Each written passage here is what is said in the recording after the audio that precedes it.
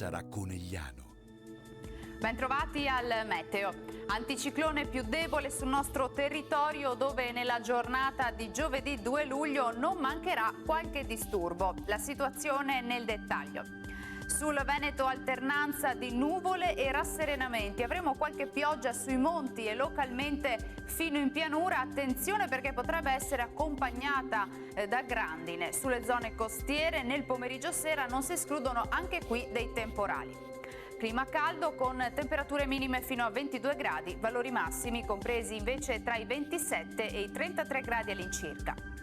Stessa situazione anche sul Friuli Venezia Giulia, cielo localmente coperto, alternato a spazi soleggiati ma anche a precipitazioni a carattere sparso.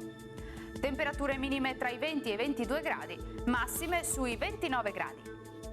Infine, poche novità sul Trentino Alto Adige, anche qui avremo occasionali rovesci localmente forti, via via più diffusi col passare delle ore. Temperature minime sui 17-18 gradi, massime sui 31-32 all'incirca.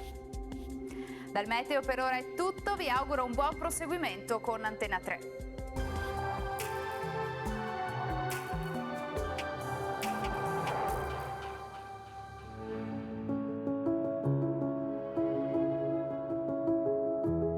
Ad accogliervi sarà Conegliano.